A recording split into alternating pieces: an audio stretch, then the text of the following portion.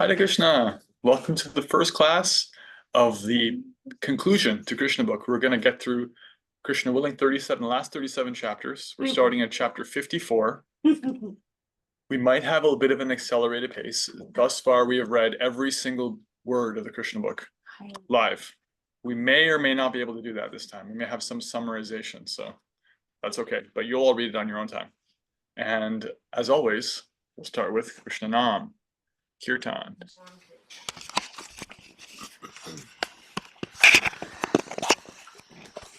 So good to be back together this way. 1 week. 1 week with a.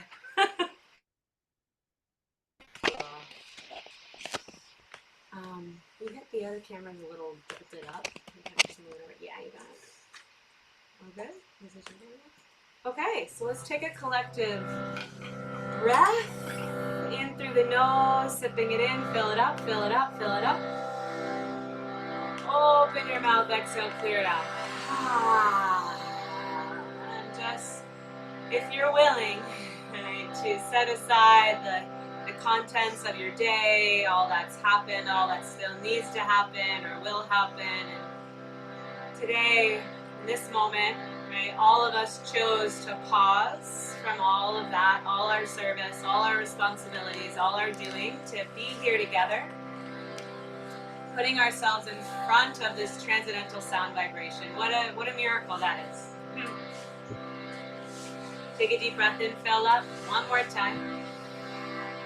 Clear it all out, let it go. Our opening prayers, glorifying and offering our gratitude to our teachers for this light of knowledge they've given us. Right, with mercy, with humility, with sincerity, we offer our hearts. Sip it in, sip it in. Om Jnanatamrasya Jnanam Shalakaya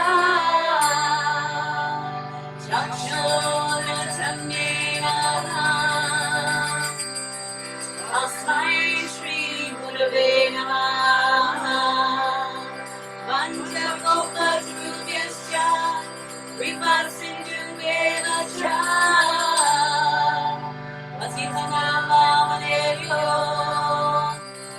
Vaishnavebhyo Namo Namah Jaya Shri Krishna Chaitanya Prabhu Nityananda Shri Advaita Gadadhara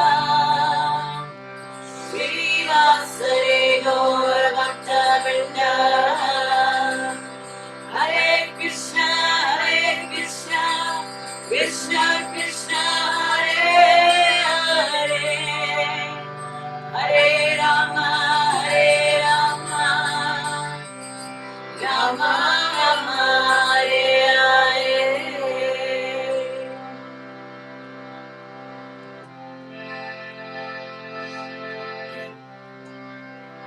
Hare Krishna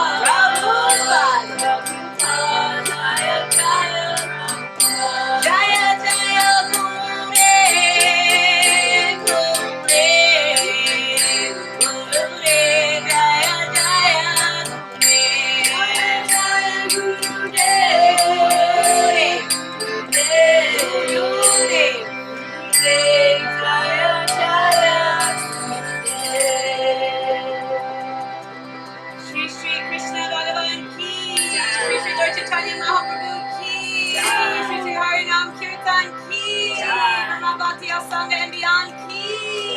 Shastra Study Group Ki. Hari Hari Bol.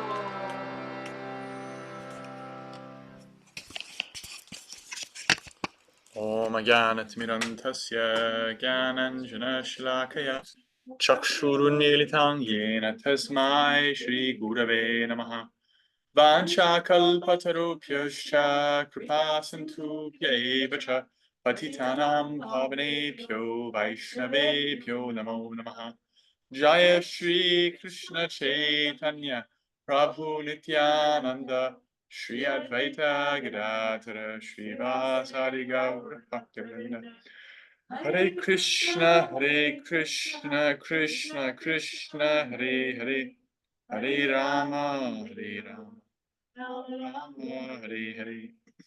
Gaur Premanande Haribol. Jai. Exciting. And look at it. I know. Look at all the wonderful turnout for 789. Just like 12 of us live. Yeah, Tawny's back from vacation. We have a solid dozen devotees here. We have people live. And we have a studio audience. Amazing. Yeah. Do we have any reflections on the Krishna book so far? Many of us were, I think all of us were in the previous cohort. We have read up to the end of chapter 53. Krishna was summoned by Rukmini to save me. I'm giving myself to you, Krishna, please. I've been promised to an unworthy man. Come and save me. I'll only have you. And so Krishna came. And the chapter is called He Kidnapped Her. He didn't really kidnap her. He just came running when she said, come save me. And he's taken her away at the end of the chapter. And there's going to be a fight. Any reflections on anything we've read? Or maybe you're somewhere else in the Krishna book. This is an okay time to just reflect on the Krishna book in general. And then we'll just jump in. Nancy.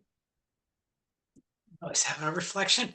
I went back because I missed the first session, so I was listening to all those as well as the second session. And what really struck me was how this is what I feel, that Krishna really, really wants devotees rather than just instantly liberating everybody. Because with the wives of the Brahmanas and then with Muchakananda.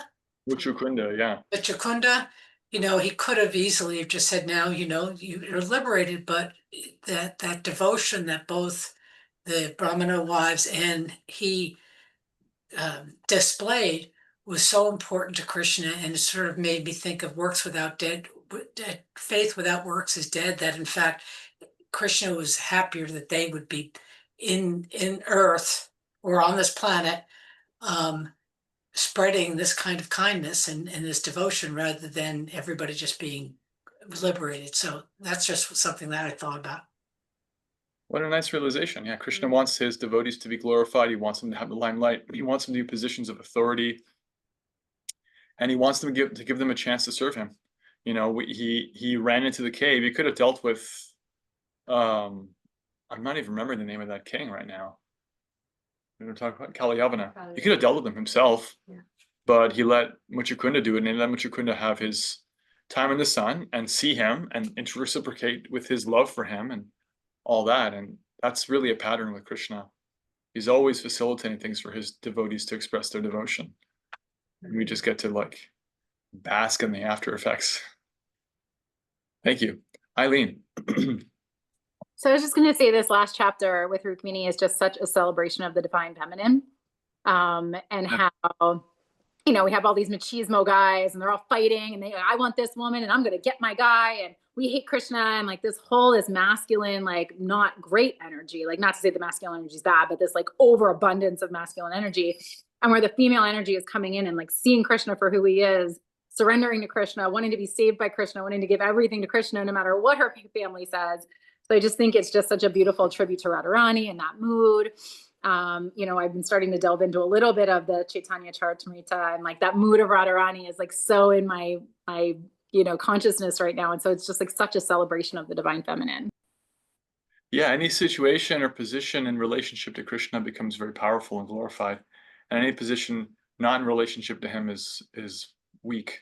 So we see like there's all these kings here, but most of them are not really favorable to Krishna. Shishupal, Jarasandha, he brought all his friends. Turns out Jarasandha and Shishupal, the one who was supposed to marry Rukmini, they're all friends with each other. They all know each other. They all have the same mentality, which is anti-Krishna.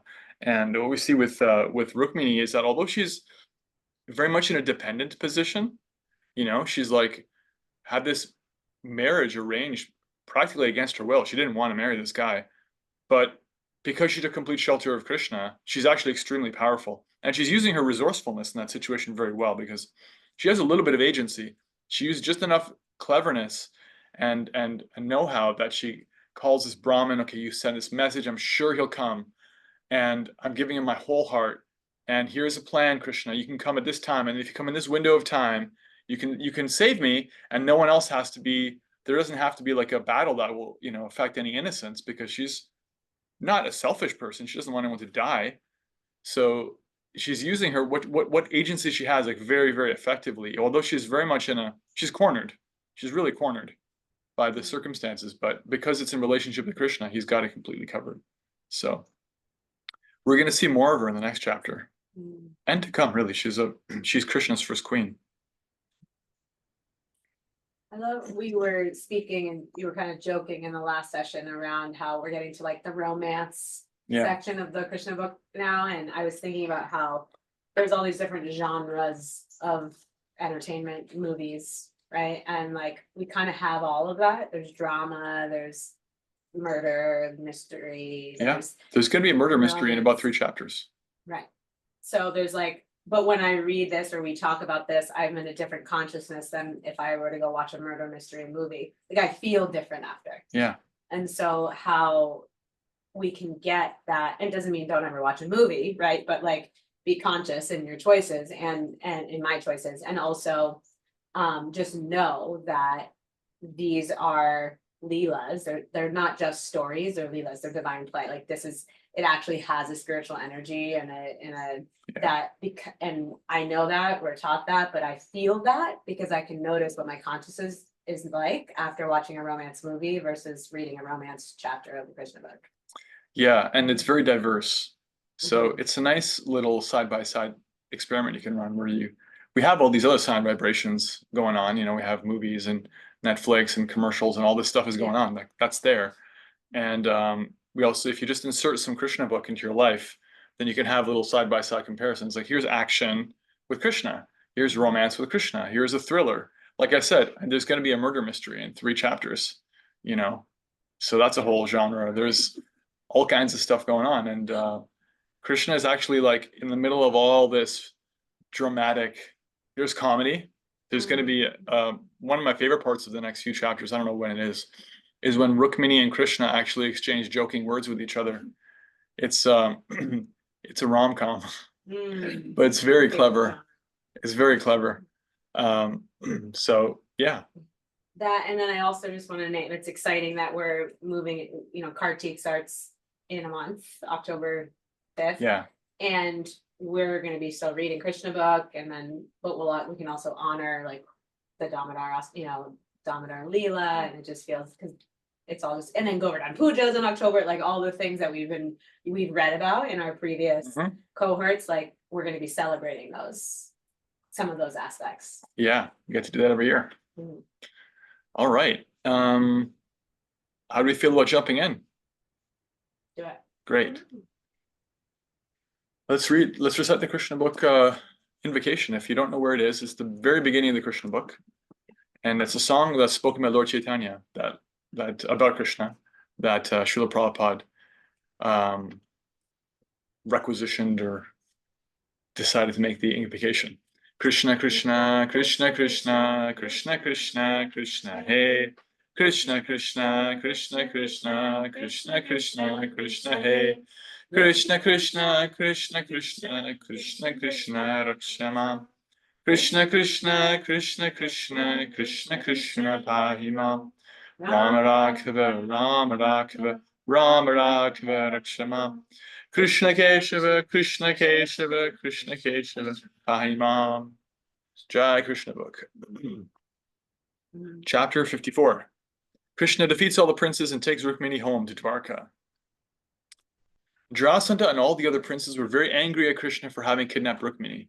Struck by Rukmini's beauty, they had fallen from the backs of their horses and elephants, but now they began to stand up and properly arm themselves. Picking up their bows and arrows, they began to chase Krishna on their chariots, horses, and elephants.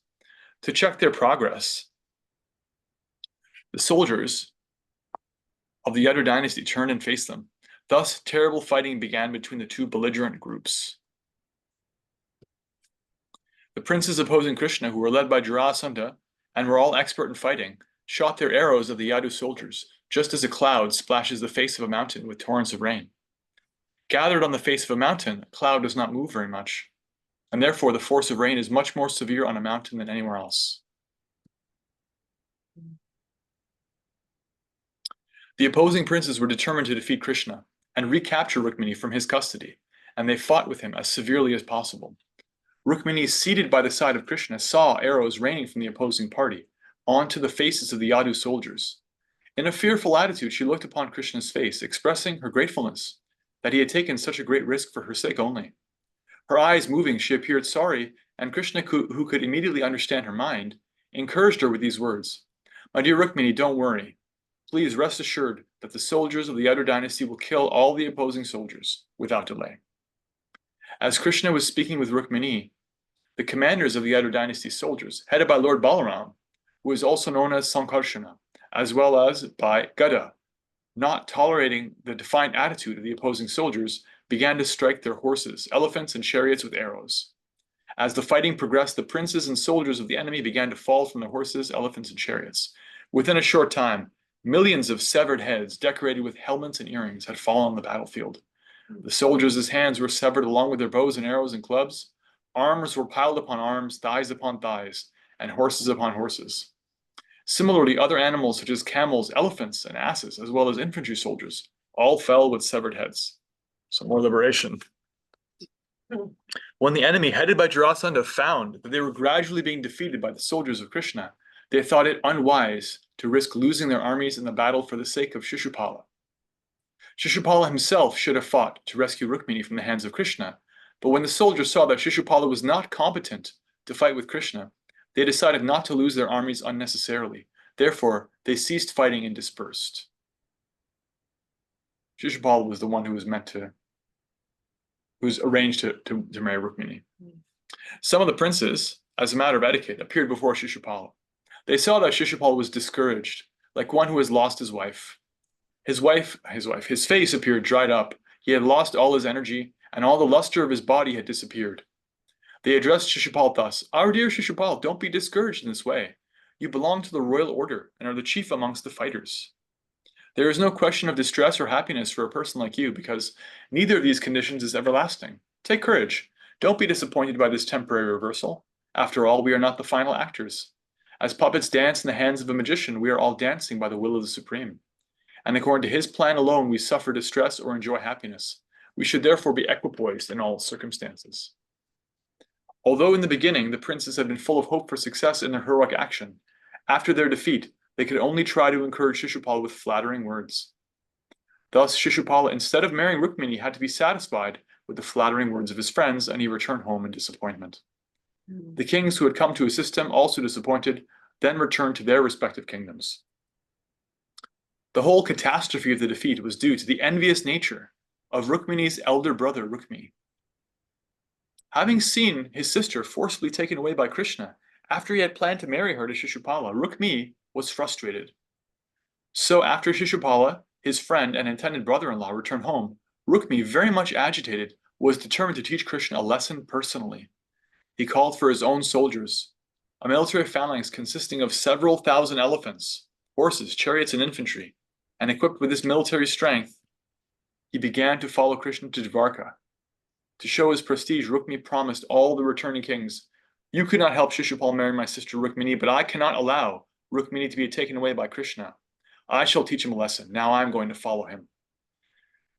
He presented himself as a big commander and vowed before all the princes, "Unless I kill Krishna in the fight and bring back my sister from his clutches, I shall not return to my capital city, Kundina. I make this vow before you all, and you will see that I shall fulfill it." After thus vibrating all these boasting words, Rukmi immediately got on his chariot and told his chariot driver to pursue Krishna. He said, "I want to fight with him immediately. This cowherd boy has become proud of his tricky way of fighting with Kshatriyas, but today I shall teach him a good lesson. Because he had the impudence to kidnap my sister, I, with my sharp arrows, shall teach him very good lessons indeed." Thus, this unintelligent man, Rukmi, ignorant of the extent of the strength and activities of the Supreme Personality of Godhead, voiced his impudent threats. In great stupidity, he soon stood before Krishna, telling him repeatedly, "Stop for a minute and fight with me." After saying this, he drew his bow and directly shot 3 forceful arrows against Krishna's body. Then he condemned Krishna as the most abominable descendant of the Yadu dynasty and asked him to stand before him for a minute so that he could teach him a good lesson. "You are carrying away my sister just like a crow stealing clarified butter meant for use in a sacrifice.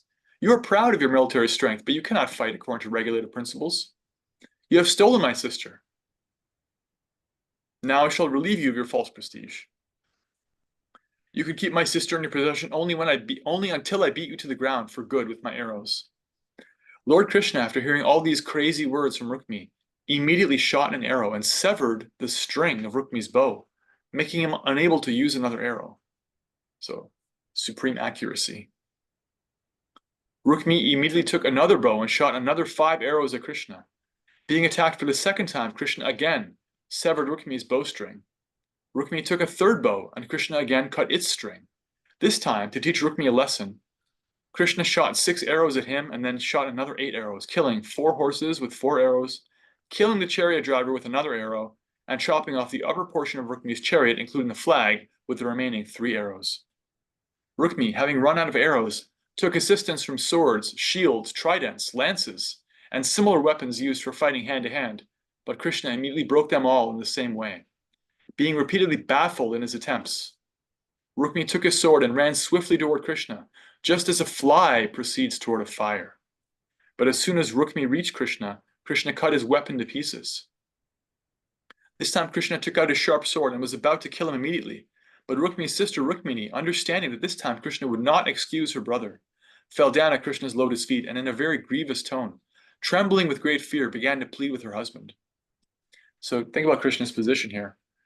Rukmi is attacking him, and Rukmi is in the wrong, but he's also his brother-in-law, and he just married his sister. So she's right there. So Krishna doesn't really want to kill him in front of his own sister, right? His wife. Rukmini first addressed Krishna as Yogeshvara. Yogeshvara means one who is possessed of inconceivable opulence and energy. Krishna possesses inconceivable opulence and energy, whereas Rukmini's brother had only limited military potency. Krishna is immeasurable, whereas her brother was measured in every step of his life. Therefore, Rukmini was not comparable even to an insignificant insect before the unlimited power of Krishna. She also addressed Krishna as the god of the gods. There are many powerful demigods such as Lord Brahma, Lord Shiva, Indra, Chandra, and Varuna, but Krishna is the lord of all these gods, whereas Rukmini's brother was not only an ordinary human being, but in fact the lowest of all, because he had no understanding of Krishna. In other words, a human being who has no conception of the actual position of Krishna is the lowest in human society. Then Rukmini addressed Krishna as Mahabhuja, which means one with unlimited strength. She also addressed Krishna as Jagatpati, the master of the whole cosmic manifestation. In comparison, her brother was only an ordinary prince. In this way, Rukmini compared the position of Rukmini with that of Krishna, and very feelingly pleaded with her husband not to kill her brother, just at the auspicious time of her being united with Krishna, but to excuse him. In other words, she displayed her real position as a woman. She was happy to get Krishna as her husband at the moment when her marriage to another was to be performed, but she did not want it to be at the loss of her elder brother, who after all loved his young sister and wanted to hand her over to one who, according to his own calculations, was a better man.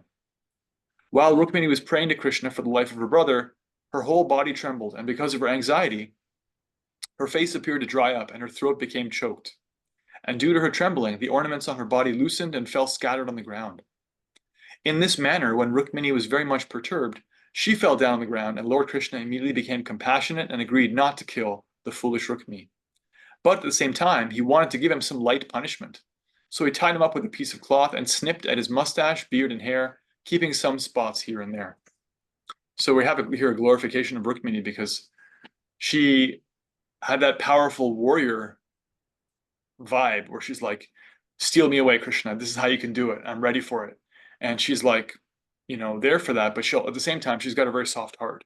She doesn't want any innocents killed. And she doesn't want her own brother killed, even though he's kind of out of line and is attacking her own husband here. So she's pleading for compassion, and Krishna's giving it. Krishna's giving a token punishment. And that's like a horrible. You see, for Kshatriyas, there's a certain pride.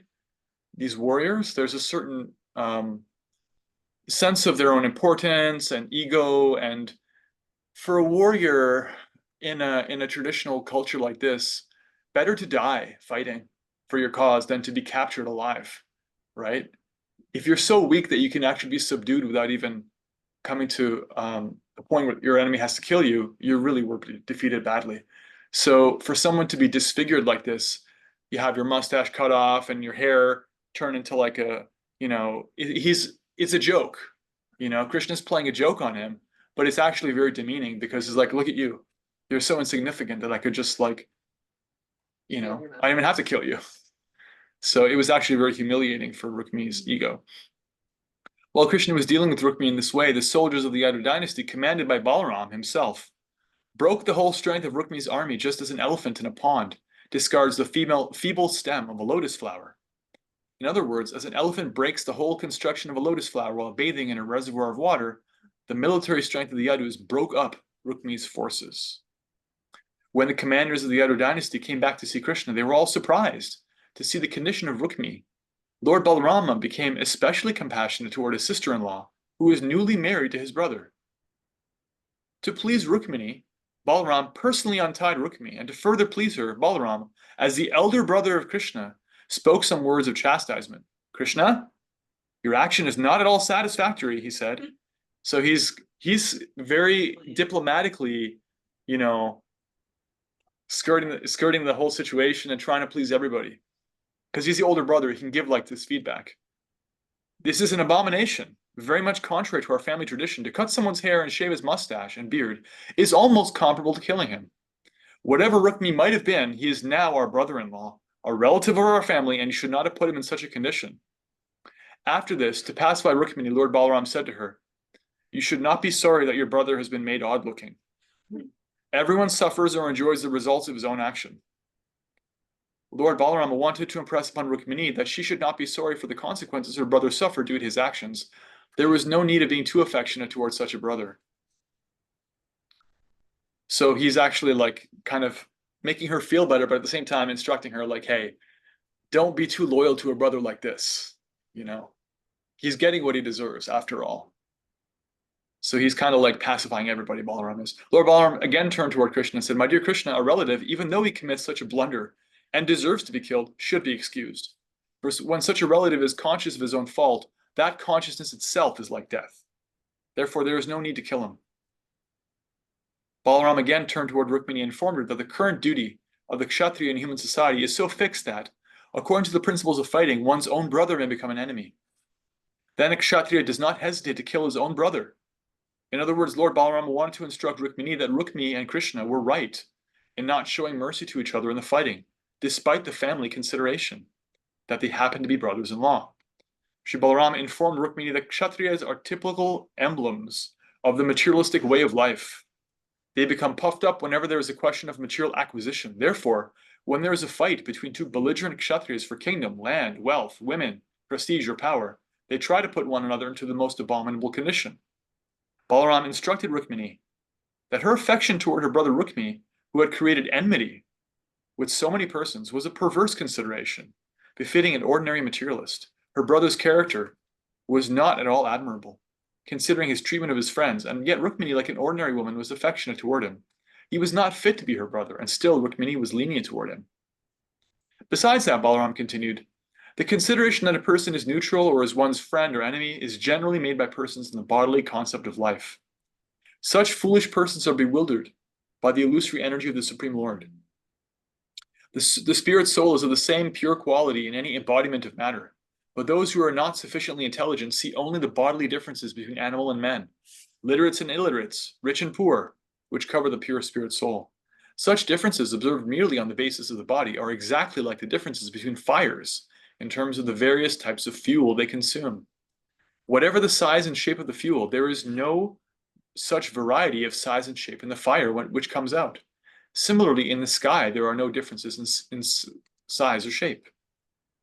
In this way, Balaram reconciled the situation by his moral and ethical instructions to Rukmini and Krishna. To Rukmini, he stated further, this body is part of the material manifestation, consisting of the material elements, living conditions, and interactions of the modes of material nature.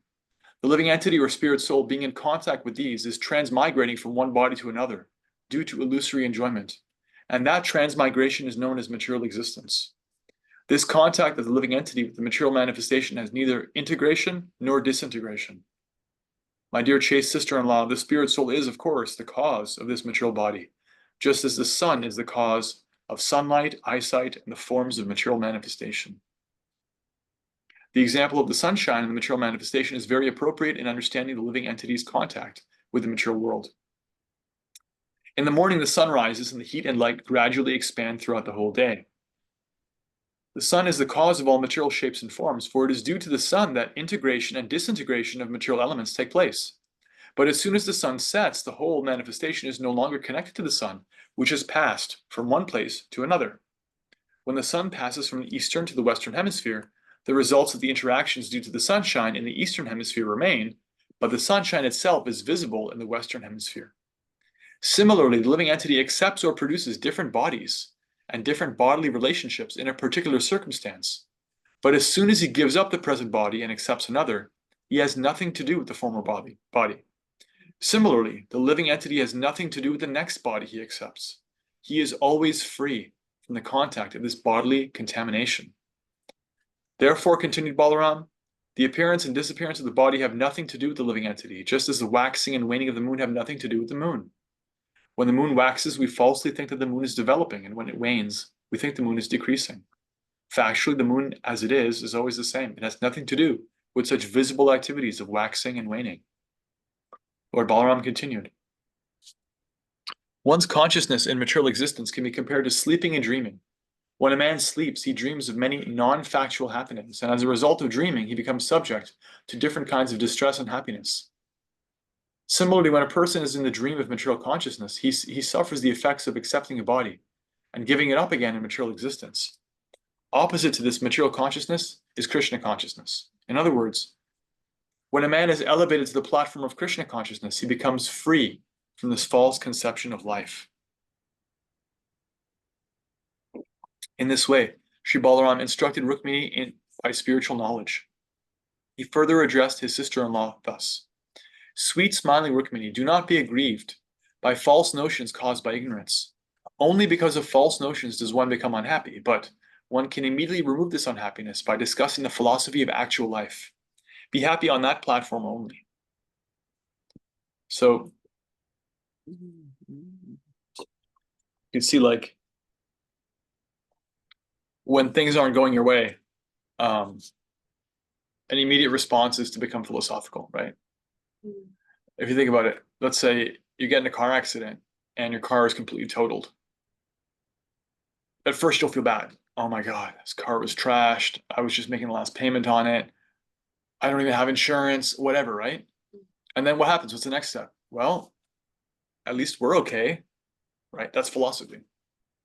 That's philosophy. There's matter, there's spirit, they're different. That's what you just said. When you said, at least we're okay, it's philosophy.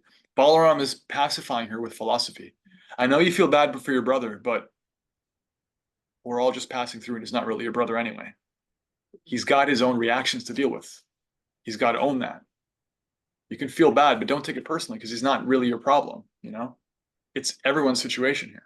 It's like a little injection of knowledge and detachment. So typical from Balaram and typical from the Bhagavatam is that every so often we get this like zoom out. It's like, what's actually going on here? After hearing such enlightening instructions from Sri Balaram, Rukmini immediately became pacified and happy and adjusted her mind, which was very much afflicted by the degraded position of her brother Rukmini. As far as Rukmini was concerned, his promise was not fulfilled, nor was his mission successful. He had come from home with his soldiers and military phalanx to defeat Krishna and release his sister. But by the grace of the Lord, but on the contrary, he lost all his soldiers and military strength. He was personally degraded and very sorry, but by the grace of the Lord, he could continue his life to its fixed destination. Because he was a Kshatriya, he could remember his promise that he would not return to his capital city, Kundina, without killing Krishna and releasing his sister, which he had failed to do. Therefore, he decided in anger not to return to his capital city, and he constructed a small cottage in the village known as Bhojakarta, where he resided for the rest of his life. After defeating all the opposing elements and forcibly carrying away Rukmini, Krishna brought her to his capital city, Dvarka, and then married her, according to the Vedic ritualistic principles. After this marriage, Krishna became the king of the Yadus at Dvarka. On the occasion of his marriage with Rukmini, all the inhabitants were happy, and in every house there were great ceremonies. The inhabitants of Dvarka city were so much pleased that they dressed themselves with the nicest possible ornaments and garments and went to present gifts, according to their means, to the newly married couple, Krishna and Rukmini. All the houses of Yadupuri Dvarka were decorated with flags, festoons, and flowers. Each and every house had an extra gate, specifically prepared for this occasion, and on both sides of the gate were big water jugs filled with water. The whole city was made fragrant by the burning of fine incense, and at night there was illumination from thousands of lamps, which decorated every building. The entire city appeared jubilant on the occasion of Lord Krishna's marriage with Rukmini. Everywhere in the city there were profuse decorations of banana trees and betel nut trees. These two trees are considered very auspicious and happy ceremonies. At the same time, there was an assembly of many elephants who carried the respective kings of different friendly kingdoms. It is the habit of the elephant that whenever he sees some small plants and trees, out of his sportive and frivolous nature, he uproots the trees and throws them hither and thither. The elephants assembled on this occasion also scattered the banana and betel nut trees, but in spite of such intoxicated action, the whole city with the trees thrown here and there looked very nice. This is like your typical celebration, but to the max. The friendly kings of the Kurus and the Pandavas were represented by Bhishma, Dhritarashtra, the 5 Pandava brothers, King Drupada, King Santardana, and Rukmini's father, Bhishmaka. Because of Krishna's kidnapping Rukmini, there was initially some misunderstanding between the two families, but Bhishmaka, king of Vidarbha, being approached by Sri Balaram and persuaded by many saintly persons, was induced to participate in the marriage ceremony of Krishna and Rukmini. Although the incident of the kidnapping was not a very happy occurrence in the kingdom of Vidarbha, kidnapping was not an unusual affair among Kshatriyas. Kidnapping was, in fact, current in almost all their marriages. Anyway, King Bhishmaka was from the very beginning inclined to hand over his beautiful daughter to Krishna. In one way or another, his purpose had been served, and so he was pleased to join the marriage ceremony, even though his eldest son was degraded in the fight. It is mentioned in the Padma Purana that Maharaj Nanda and the cowherd boys of Vrindavan joined the marriage ceremony. Kings from the kingdom of Kuru, Srinjaya, Keikaya, Vidarbha, and Kunti all came to Dvarka on this occasion and met with one another very joyfully. The story of Rukmini's being kidnapped by Krishna was poeticized, and professional readers recited it everywhere. All the assembled kings and their daughters especially were struck with wonder and very much pleased upon hearing the chivalrous activities of Krishna. This is like apparently very popular with the ladies, this story. Maybe Krishna will steal you away one day, my little daughter. In dream. Yeah. In this way, all the visitors, as well as the inhabitants of Dwarka city, were joyful to see Krishna and Rukmini together. In other words, the goddess of fortune was now united with the Supreme Lord, the maintainer of everyone, and thus all the people felt extremely jubilant. Thus ended the Bhaktivedanta purport of the 54th chapter of Krishna. Krishna defeats all the princes and takes Rukmini away to Dvarka. Jai. Reflections. I love how Balaram's like acting like the guru. And he is the original guru, right? It's like we get to see him really Putting things in context. Yeah. For everyone. For everyone. For the king, for the lady, for Krishna. Yeah. Yeah. He's giving these spiritual instructions. He's kind of like mediating, you know? Yeah. We all need a Balaram. You need a Balaram. And also he was just trying to like, harmonize so that she wouldn't feel too bad. But he also didn't want to like he couldn't just take one side because he had to represent his brother too. So it was very tactful. Yeah. Yeah. Because Krishna was in a tough position, you know. Krishna couldn't do nothing, but he couldn't really kill him. What he did also kind of looked bad. So you see, Krishna doesn't talk back. Just like, okay, okay, my brother, whatever you say. You're the boss. More reflections.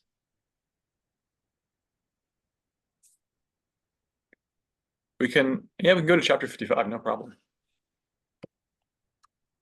Chapter 55, Pradyumna, born to Krishna and Rukmini. Krishna is going to be a father. It is said that Cupid, who is directly part and parcel of Lord Vasudeva and who was formerly burned to ashes by the anger of Lord Shiva, took birth from the womb of Rukmini, begotten by Krishna. This is Kamadeva, a demigod of the heavenly planets, especially capable of inducing lusty desires. This is where the idea of Cupid comes from.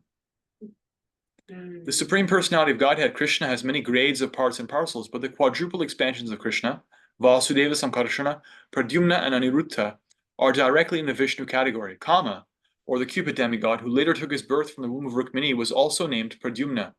But he cannot be the Pradyumna of the Vishnu category. He belongs to the category of Jiva Tattva. But for exhibiting special power in the category of demigods, he was a part and parcel of the super prowess of Pradyumna. That is the verdict of the Goswamis. Therefore, when Cupid was burned to ashes by the anger of Lord Shiva, he merged into the body of Vasudeva, and to get his body again, he was begotten in the womb of Rukmini by Lord Krishna himself.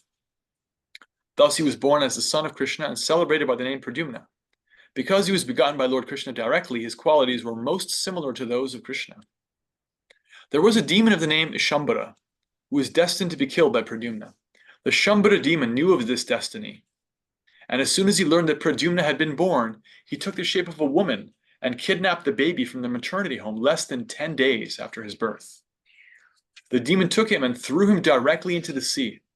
But as it is said, whoever is protected by Krishna, no one can kill, and whoever is destined to be killed by Krishna, no one can protect. When Pradyumna was thrown into the sea, a big fish immediately swallowed him. Later, this fish was caught in the net of a fisherman, and the fish was later sold to the Shambhara demon. In the kitchen of the demon was a maidservant whose name was Mayavati. This woman had formerly been the wife of Cupid, called Rati. When the fish was presented to the demon Shambhara, it was taken charge of by his cook, who was to make it into a palatable fish preparation. Demons and Rakshasas are accustomed to eating meat, fish, and other similar non-vegetarian foods. Demons like Ravana, Kamsa, and Hiranyakashipu, although born of Brahmana and Kshatriya fathers, used to take meat and fish without discrimination. This practice is still prevalent in India, and those who eat meat and fish are generally called demons and Rakshasas. When the cook was cutting the fish, he found within its stomach a nice baby, which he immediately presented to the charge of Mayavati, who was an assistant in the kitchen affairs. This woman was surprised to see how such a nice baby could remain within the belly of a fish, and the situation perplexed her. The great sage, Narada, here he is again, then appeared and explained to her about the birth of Pradyumna and how the baby had been taken away by Shambhara and later thrown into the sea. In this way, the whole story was disclosed to Mayavati. Mayavati knew that she had previously been Rati, the wife of Cupid. After her husband was burned to ashes by the wrath of Lord Shiva, she was always expecting him to come back in a material form. This woman was engaged for cooking rice and dal in the kitchen, but when she got this nice baby and understood that he was Cupid, her own husband, she naturally took charge of him and with great affection began to bathe him regularly. Miraculously, the baby swiftly grew up, and within a very short period, he became a beautiful young man. His eyes were just like the petals of lotus flowers, and his arms were long, reaching down to his knees. Any woman who happened to see him was captivated by his bodily beauty. Mayavati could understand that her former husband, Cupid, born as Pradyumna, had grown into such a nice young man, and she also gradually became captivated and lusty. Smiling before him with a feminine attractiveness, she expressed her desire for sexual union. He therefore inquired from her, "How is it possible that first you were affectionate like a mother, and now you're expressing the symptoms of a lusty woman? What is the reason for such a change?" On hearing this statement from Pradyumna, the woman Rati explained, "My dear sir, you are the son of Lord Krishna. Before you were 10 days old, you were stolen by the Shambhara demon, and later thrown into the water and swallowed by a fish. In this way you have come under my care, but actually, in your former life as Cupid, I was your wife. Therefore, my manifestation of conjugal symptoms is not at all incompatible. Shambhara wanted to kill you, and he is endowed with various mystic powers. Therefore, before he again attempts to kill you, please kill him as soon as possible with your divine power. Since you were stolen by Shambhara, your mother, Rukmini Devi, has been in a very grievous condition, like a kurari bird who has lost her babies. She is very affectionate toward you, and since you have been taken away from her, she's been living like a cow aggrieved over the loss of its calf. Mayavati had mystic knowledge of supernatural powers. Supernatural powers are generally known as Maya, and to surpass all such powers, there is another supernatural power called Mahamaya. Mayavati had the knowledge of the mystic power of Mahamaya, and she delivered to Pradyumna this specific energetic power in order to defeat the mystic powers of the Shambhara demon. Thus, being empowered by his wife, Pradyumna immediately went before Shambhara and challenged him to fight. So we have here a battle of magic. So if like you've ever been to, Harry Potter or Lord of the Rings, or there's a lot of magic users. Krishna defeated several shape-shifting wizards and sorceresses when he was a child. And so we have here, Shambhara's got some mystic power, but his wife from a previous birth is empowering him with another kind of more powerful magic. So this is like the origin of Game of Thrones, but much, much better. Pradyumna addressed him in very strong language so that his temper would be agitated and he would be moved to fight. At Pradyumna's words, the demon Shambhara, being insulted, felt just as a snake after being struck by someone's foot. A serpent cannot tolerate being kicked by another animal or by a man, and it immediately bites its opponent. Shambhara felt the words of Pradyumna as if they were a kick. He immediately took his club in his hand and appeared before Pradyumna to fight. Roaring like a thundering cloud, in great anger, the demon began to beat Pradyumna with his club, just as a thunderbolt beats a mountain. Pradyumna protected himself with his own club and eventually struck the demon very severely. In this way, the fighting between Shambharasura and Pradyumna began in earnest. But Shambharasura knew the art of mystic powers and could raise himself into the sky and fight from outer space. There is a demon of the name Maya, and Shambharasura had learned many mystic powers from him. He thus raised himself high into the sky and threw various types of nuclear weapons at the body of Pradyumna. To combat the mystic powers of Shambharasura, Pradyumna invoked another mystic power known as Mahavidya, which was different from the black mystic power. The Mahavidya mystic power is based on the quality of goodness. Shambhara, understanding that his enemy was formidable, took assistance from various kinds of demoniac mystic powers belonging to the Guhyakas, the Gandharvas, the Pishachas, the snakes, and the Rakshasas. But although the demon exhibited his mystic powers and took shelter of supernatural strength, Pradyumna was able to counteract his strength and powers by the superior power of Mahavidya.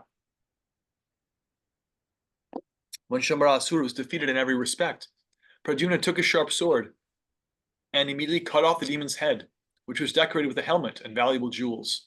When Pradyumna thus killed the demon, all the demigods in the higher planetary systems showered flowers on him. Pradyumna's wife, Mayavati, could travel in outer space, and therefore they directly reached Dwarka, his father's capital, by the airways. They passed above the palace of Lord Krishna and came down as a cloud comes down with lightning. So teleportation. The intersection of a palace is known as Antavpura, private apartments.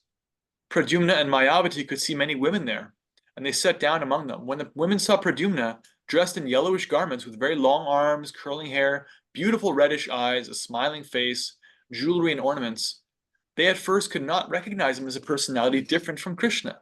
They all felt very bashful at the sudden presence of Krishna and wanted to hide in a different corner of the palace. When the women saw, however, that not all the characteristics of Lord Krishna were present in the personality of Pradyumna, out of curiosity they came back to see him and his wife, Mayavati. All of them were conjecturing as to who he was, for he was so beautiful. Among the women was Rukmini Devi, who was equally beautiful with her lotus-like eyes. Seeing Pradyumna, she naturally remembered her own son, and milk began to flow from her breasts out of motherly affection. She then began to wonder, who is this beautiful young boy? He appears to be the most beautiful person. Who is the fortunate young woman able to conceive this nice boy in her womb and become his mother? And who is that young woman who has accompanied him? How have they met? Remembering my own son who was stolen from the maternity home, I can only guess that if he was living somewhere, he might have grown by this time to be like this boy. Simply by intuition, Rukmini could understand that Pradyumna was her own lost son. She could also observe that Pradyumna resembled Lord Krishna in every respect. She was struck with wonder as to how he had acquired all the characteristics of Lord Krishna. She therefore began to think more confidently that the boy must be her own grown-up son, because she felt so much affection for him. And as an auspicious sign, her left arm was trembling. At that very moment, Lord Krishna, with his father and mother, Devaki and Vasudeva, appeared on the scene. Krishna, the Supreme Personality of Godhead, could understand everything. Yet in that situation, he remained silent. However, by the desire of Lord Sri Krishna, the great sage Narada also appeared, and he disclosed all the incidents, how Pradyumna had been stolen from the maternity home, and how he had grown up, and how he had come here with his wife, Mayavati, who had formerly been Rati, the wife of Cupid. When everyone was informed of the mysterious disappearance of Pradyumna and how he had grown up, they were all struck with wonder because they had gotten back their dead son after they were almost hopeless of his return. When they understood that it was Pradyumna who was present, they received him with great delight. One after another, all the members of the family, Devaki, Vasudeva, Lord Sri Krishna, Lord Balaram, Rukmini, and all the women of the family, embraced Pradyumna and his wife, Mayavati. When the news of Pradyumna's return spread all over the city of Dwarka, all the astonished citizens came with great eagerness to see the lost Pradyumna. The dead son has come back, they said. What can be more pleasing than this? Srila Shukadeva Goswami has explained that in the beginning, all the ladies of the palace, who were all mothers and stepmothers of Pradyumna, mistook him to be Krishna and were all bashful, infected by the desire for conjugal love. The explanation is that Pradyumna's personal appearance was exactly like Krishna's, and he was factually Cupid himself. There was no cause for astonishment, therefore, when the mothers of Pradyumna and the other women mistook him in that way. It is clear from this statement that Pradyumna's bodily characteristics were so similar to Krishna's that he was mistaken for Krishna even by his mother. Thus ends the Bhaktivedanta purport of the 55th chapter of Krishna, Pradyumna born to Krishna and Rukmini. Reflections?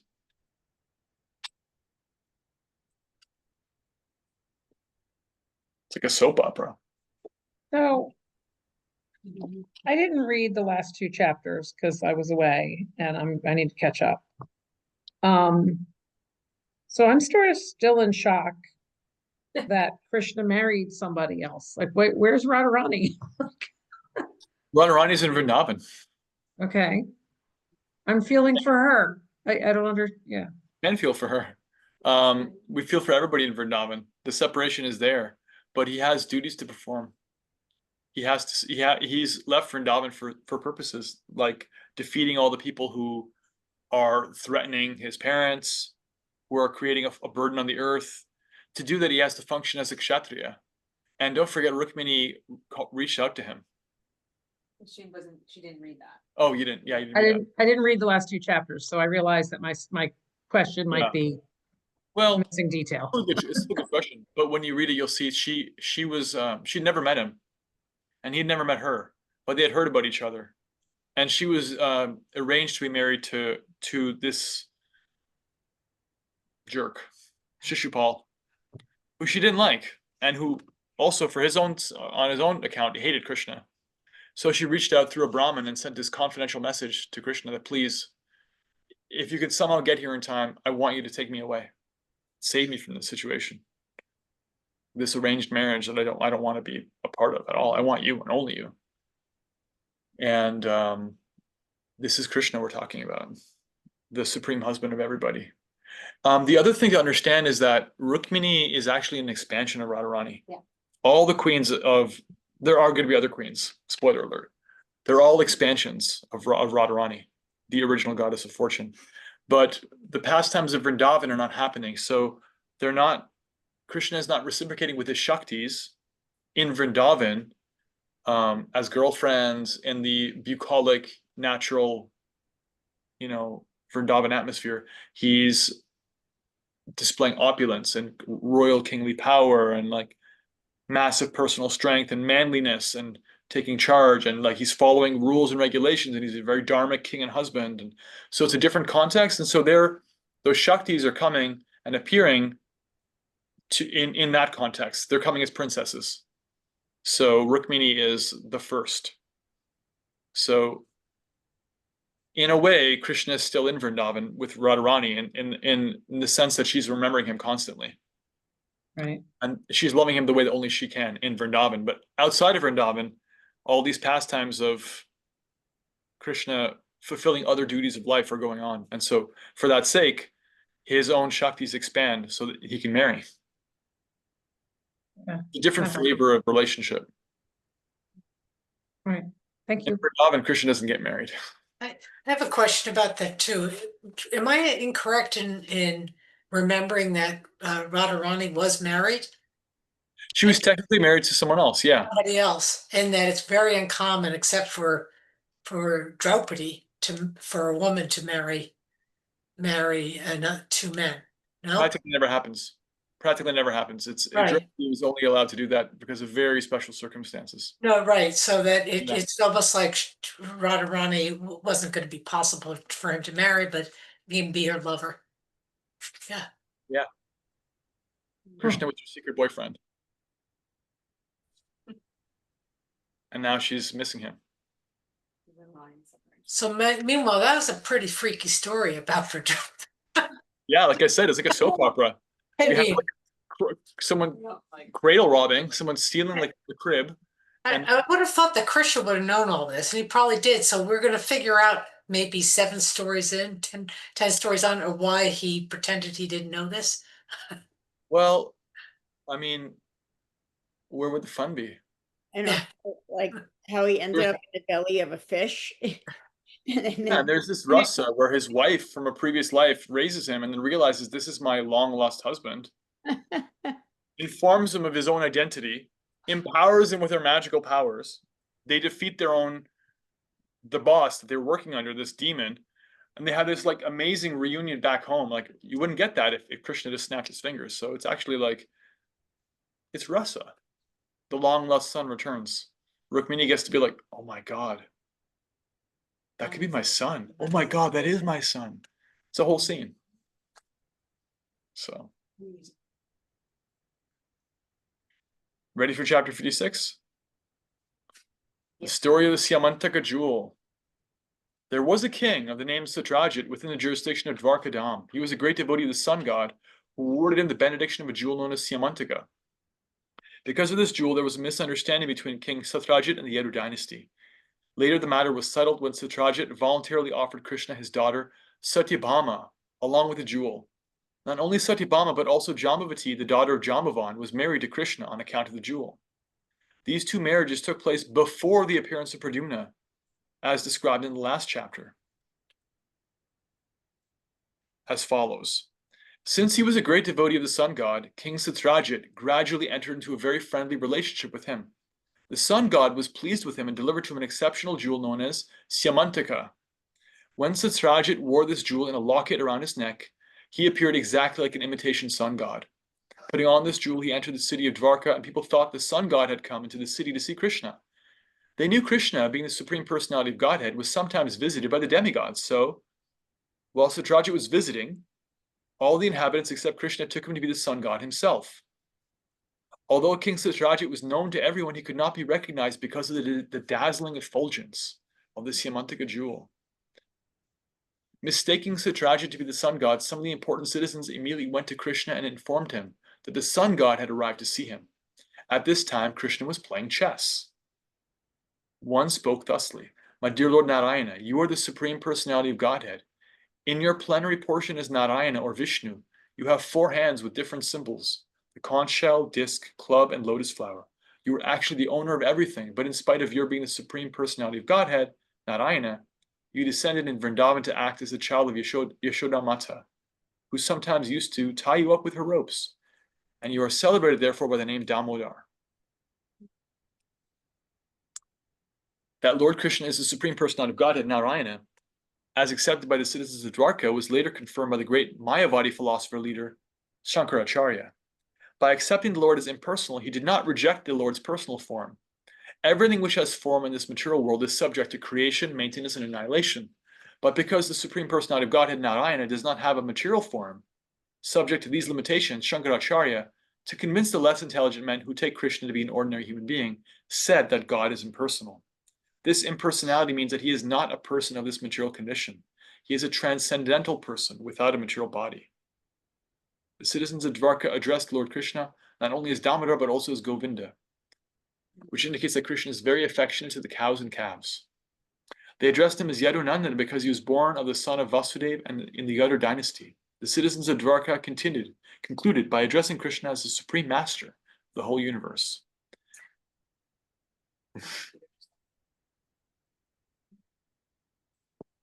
When Satyajit was visiting the city of Dvarka,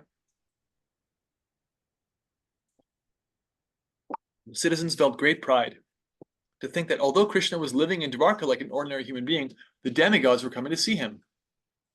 Thus they informed him that the sun god was coming to see him. The citizens of Dvarka confirmed that the sun god's coming to Dvarka was not very wonderful because people all over the universe who were searching after the Supreme Personality of Godhead knew he had appeared in the Yadu dynasty and was living in Dvarka as one of the members of that family. On hearing the statements of his citizens, the all-pervasive personality of Godhead, Krishna, simply smiled.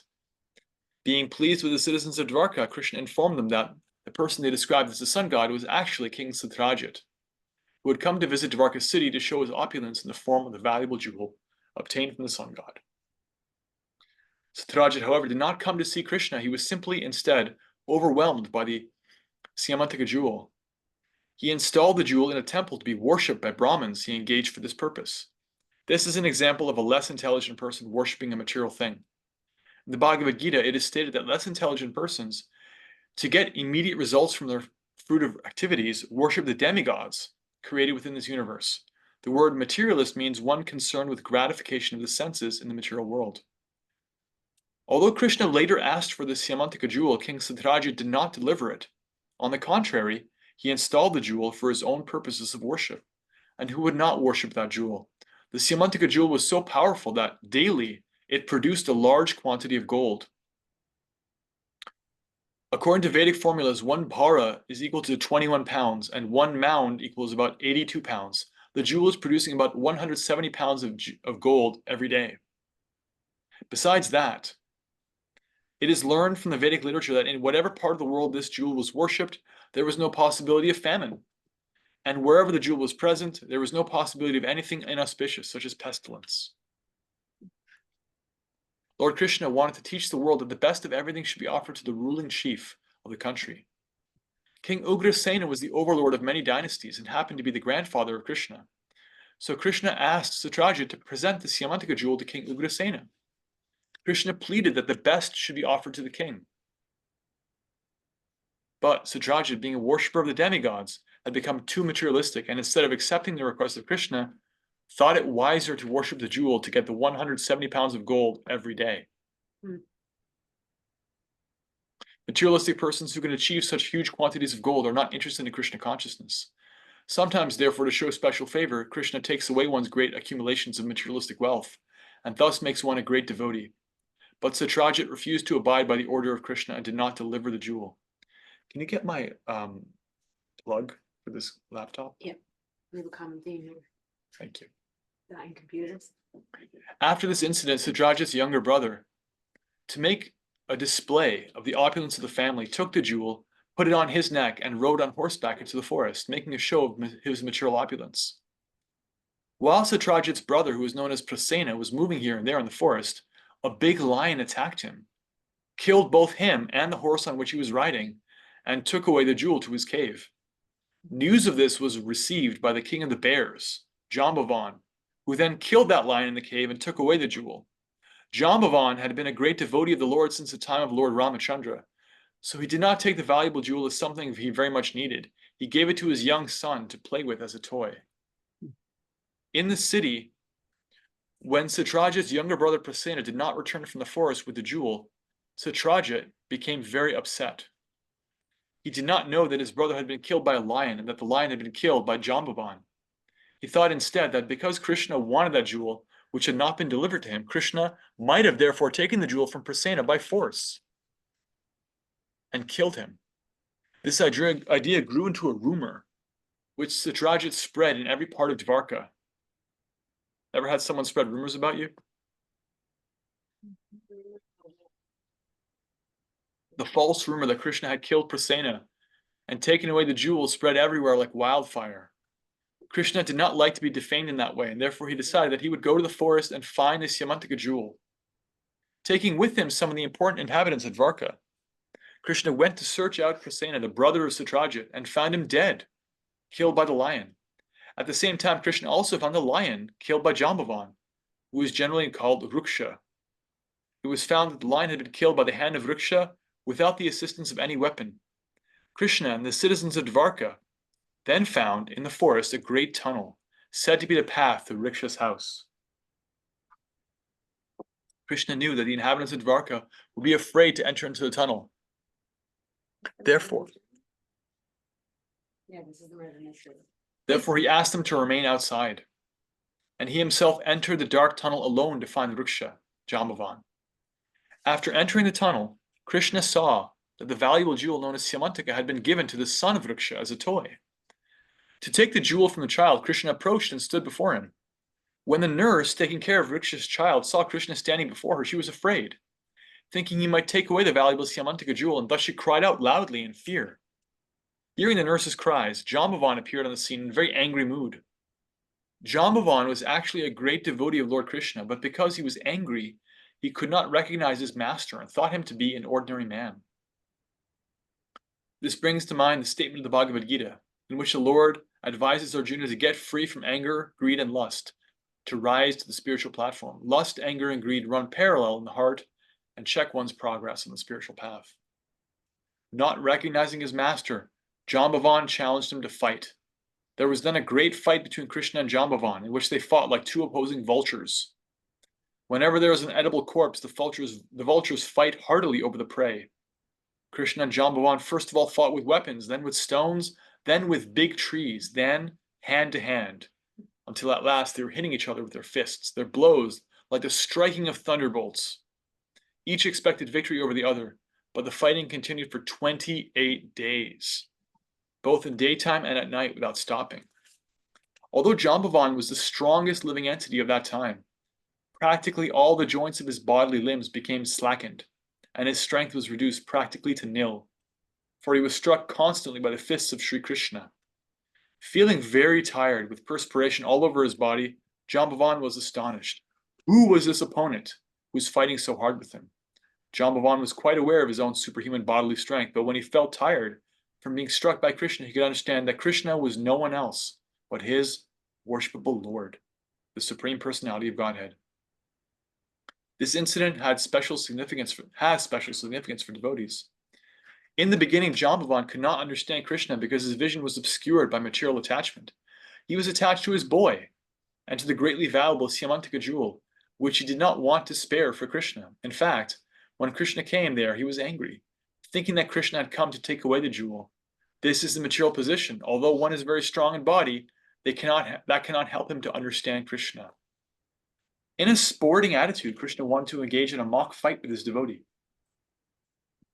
As we have experienced in the pages of Srimad Bhagavatam, the Supreme Personality of Godhead has all the propensities and instincts of a human being. Sometimes in a sportive spirit, he wishes to fight, to make a show of bodily strength. And when he so desires, he selects one of his suitable devotees to give him that pleasure. Krishna desired this pleasure of mock fighting with Jambavan.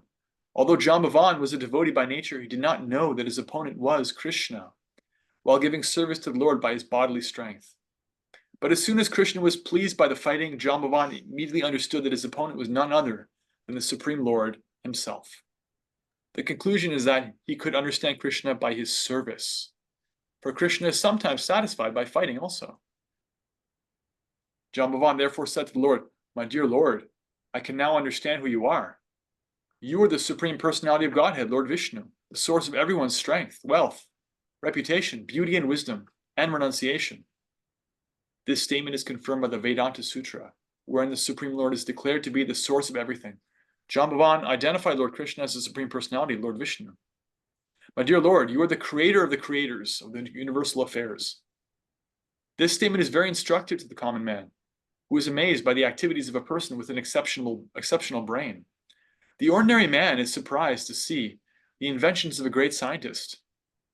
But the statement of Jambavan confirms that although a scientist may be a creator of many wonderful things, Krishna is the creator of the scientist.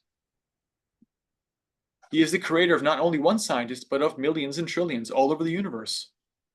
Jambavan said further, not only are you the creator of the creators, but you are also the creator of the material elements with which the so-called creators manipulate. Scientists utilize the physical elements or laws of material nature to do something wonderful, but actually, such laws and elements are also the creation of Krishna. This is actual scientific understanding. Less intelligent persons do not try to understand who created the brain of the scientist. They are satisfied simply to see the wonderful creation or invention of the scientist. Jambavan continued, my dear Lord, the time factor, which combines all the physical elements, is also your representative. You are the supreme time factor in which all creation takes place, is maintained, and is finally annihilated.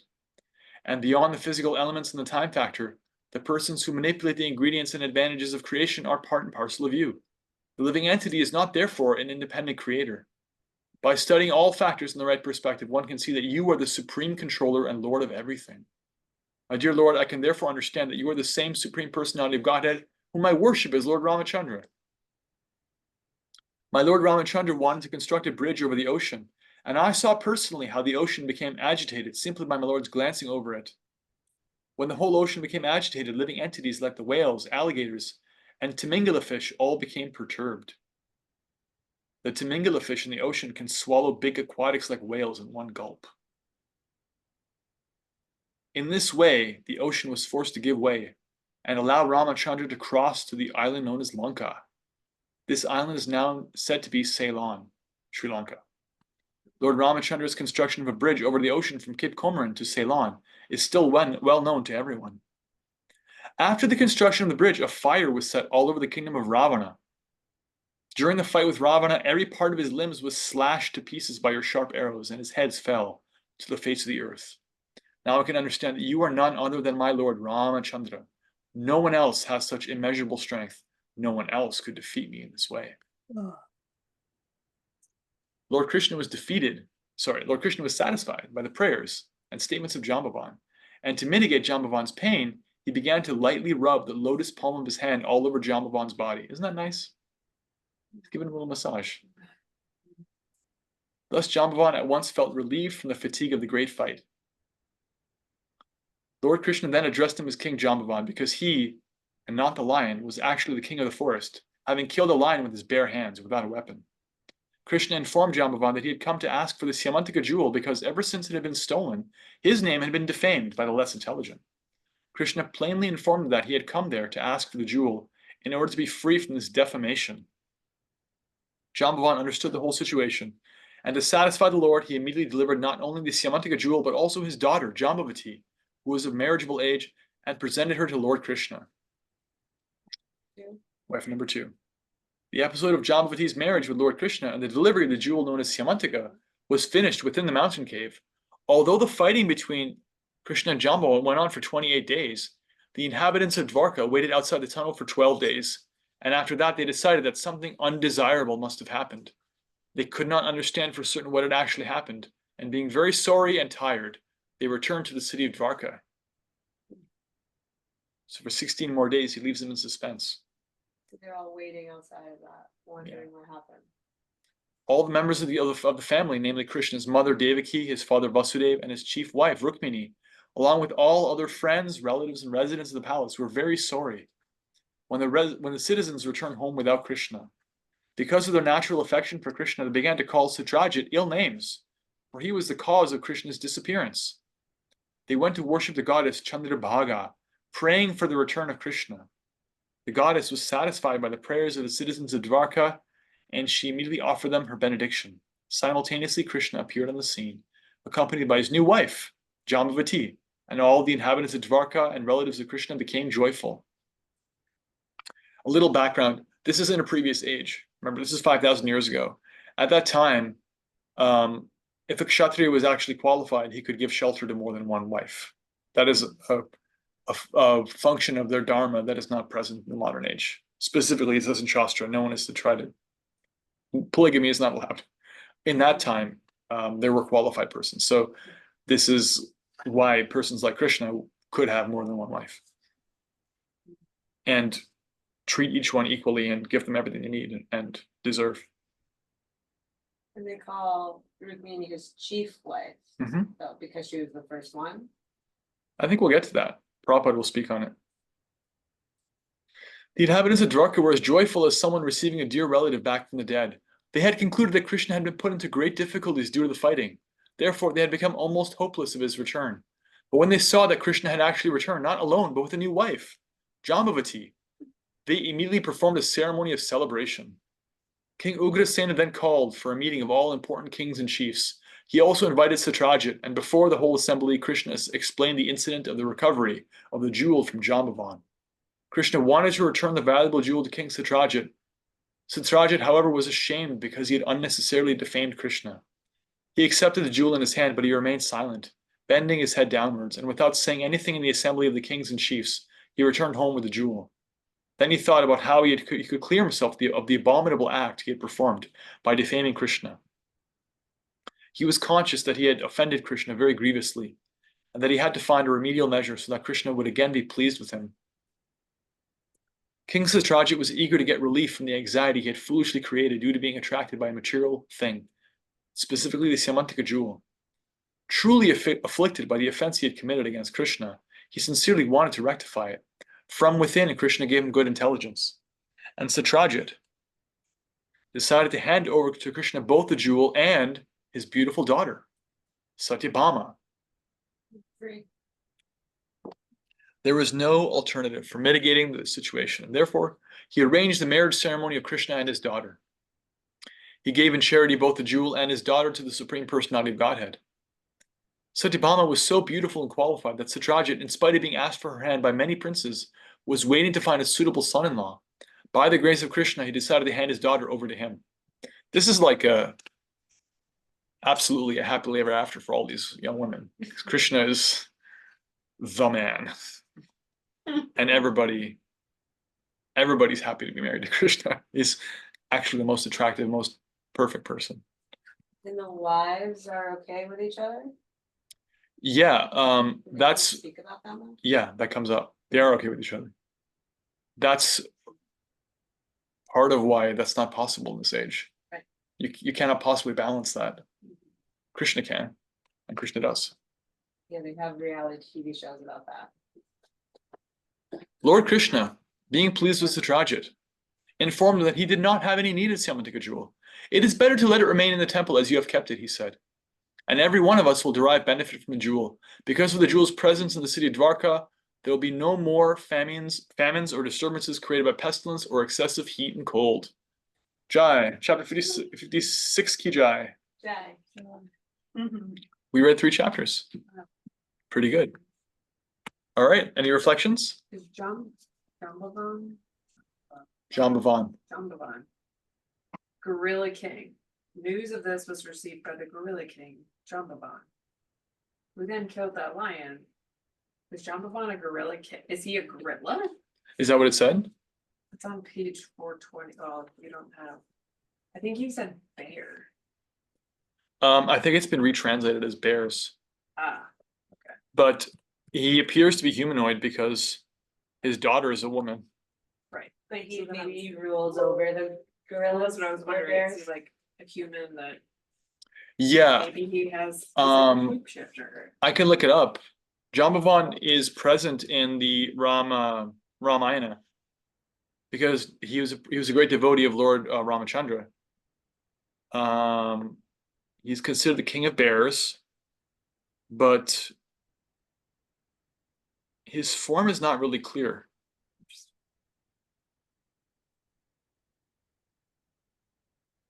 It's like what people see of Krishna, or if they can see Krishna, maybe it's similar to that. That he looks like a baby. Jambavati is a woman. We know that. She's not a bear. Right. The daughter is a daughter woman. Yeah. So The best way to look it up. Krishna marries the daughter of the king of the jungle. Chuck, do you equate like these multi-marriages to kind of like the night he kind of multiplied with all the gopis, like where all the gopis were Yes. like, I have Krishna as mine, he is my own personal, like, so it's like not like jealousy or envy because Krishna's giving full attention at all times to that gopi and has expanded himself. So that's kind of, for me, like, I guess how I imagine it. That'll directly come up in a few chapters, not for a little bit, but Narada Muni is going to witness that. He's going to walk into the different palaces of Krishna, and in each one, Krishna is manifest. And in each palace, he's individually relating to the different wives, children, family, advisors, friends. That's Krishna's prerogative.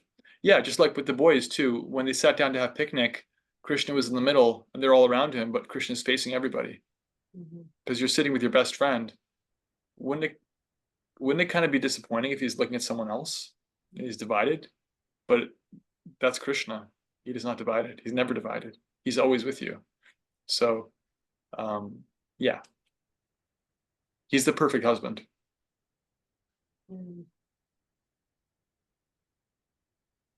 Any other reflections?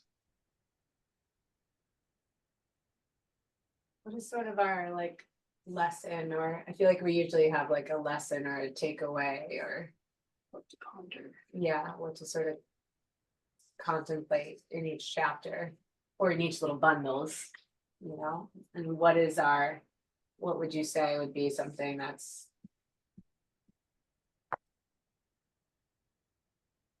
the lesson or the takeaway from these? Well, the chapters were Krishna defeats the princes and takes Rukmini. Yeah. And then Balaram is like acting as the guru. And then Pradyumna is born to Krishna and Rukmini. And then the whole Syamataka jewel thing, Jambavan.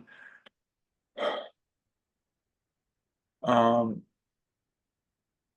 mean, I guess they're all very different. I guess just like the variety that's there in Krishna's pastimes, like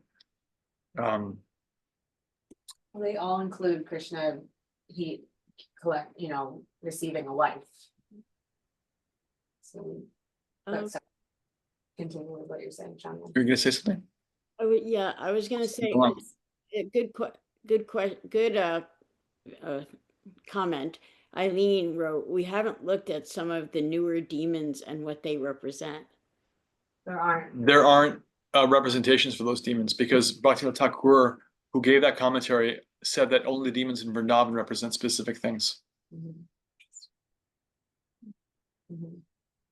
So I just take it that Krishna's family life is full of drama and amazing stories. And the last chapter, like for example, in this last chapter, we see Krishna, although he's completely renounced, he's the most independently powerful personality, still he goes out of his way to clear his name. Sometimes, the power of rumor, gossip is very destructive. Krishna was being slandered. But rather than talk back, he actually cleared his name. Did the hard work of clearing his name without attachment. He didn't hold a grudge to Satrajit, but sometimes you have to actually clear the air. So there's little things like that. Yeah. Think about whether Balaram was there in that situation, like what philosophical He would have probably spoken up for his brother. explanation you would have given that. Yeah. In the meantime, we read 3 chapters, so please read chapters 54 to 56. And next week, we're going to probably do at least 3 chapters, 57 to 59. And please reflect in the WhatsApp chat. The life of these Krishna book readings is your reflections. No matter where you are, if you're on our chapters or anywhere before, it's all just nectar. We read them. I know I do. Read the reflections avidly. The WhatsApp. Okay. All right. Thank you very much. Shri Krishna Book Ki Jai. All glories to assembled devotees. Vancha kalpa tirupyascha kripasantu vyevacha patitanam pavanebhyo vaishnavibhyo namo namaha. Thanks for tuning in, everyone. See you online. See you. Thanks, YouTube crew. See you on WhatsApp. See you next week. Haribol. Haribol, everybody. Harry Ball, everybody.